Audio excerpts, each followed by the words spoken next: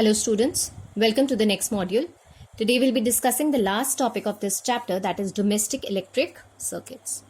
Right, as we can see this particular setup, this particular diagram which is there in your textbook, we have three types of wires. That is the earth wire, which is green in color, a live wire that is red in color, and a neutral wire which is black in color. Right, so these three wires have separate uses. Now, the live and the neutral wire that is provided to us, they are already there, present there in the transmission lines or the transmission poles that you can see just outside your house.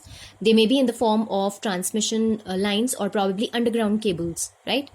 Now, these underground cables, with the help of an electricity board fuse, right, they enter our house into the main electricity meter which is present outside our house.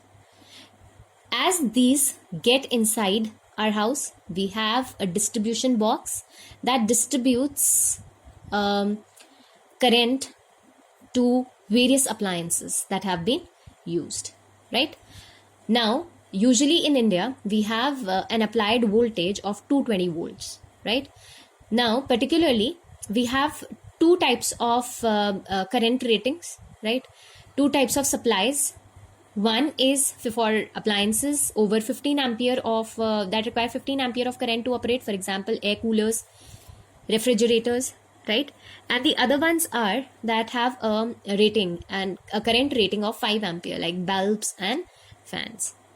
As we can see here, the various devices, they are usually connected in parallel, and these are the on and off that are provided for various devices, right? So these are the various the distribution box, and from this distribution box, the type of or the amount of current that is required for each of the device is provided. As they're connected in parallel, remember, each will be operating on a 220 volt power supply. Now, the main role of the earth wire. The earth wire is usually green in color. That's why it is known as an earth wire.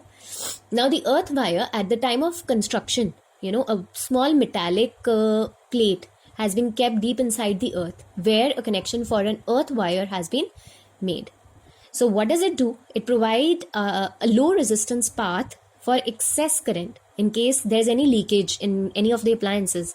So the excess current that will be leaked can pass through that low resistance path, and it can prevent that appliance from providing or giving electric shocks. So that's another way of protecting an appliance, that is the use of earth wire, right? The live wire and the neutral wire, they are red and in black color respectively, and they are the ones that are provided for most of the connection within the house. Now, there are certain terms that you will come across, that is fuse. This is another safety measure. One of the safety measure I've already told you is an earth wire. The other one is a fuse. Now, what is a fuse? A fuse is a low melting point wire, right? So a wire with a low melting point, if I connect this particular wire in series with a particular appliance, right? So what will happen? The excess, you can say, in case of short circuit. Now what is a short circuit? If I say we have live and neutral wires, right? Due to wear and tear, due to excessive use, these live and neutral wires, sometimes what happens that they come in contact with one another, and as a result, excess current is created. And as we know, due to Joule's law of heating, H is proportional to I square RT, right? So greater the current, due to wear and tear, the two wires have come in contact with one another. So greater current is produced. Due to greater current, greater heat is produced. And as a result of this heat, what can happen? A fire can break down. And that particular situation is known as the situation of short circuit. So that short circuit situation can be prohibited, can be avoided with the help of a fuse. So the fuse in such a case, it is always a low melting point wire which is connected in series with the circuit, so that in case of such an emergency, in case of a short circuit, this fuse wire may melt and it may break the circuit so that no harm can be caused. So this is a role of a fuse wire, right? So remember, let's say if I say that a fuse wire has a rating of 5 ampere, so what does it mean?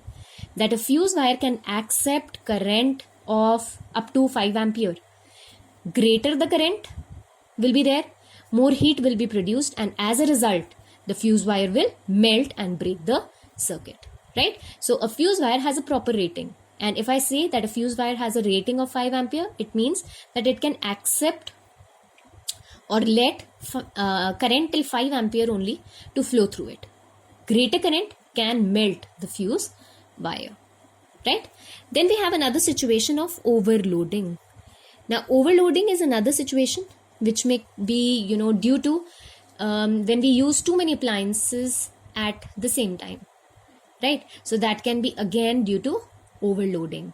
When I put too much of appliances at the same time, when I load my circuit so much that it cannot properly work, it cannot properly supply voltage as well as current to the circuit, then arises a situation of overloading, right?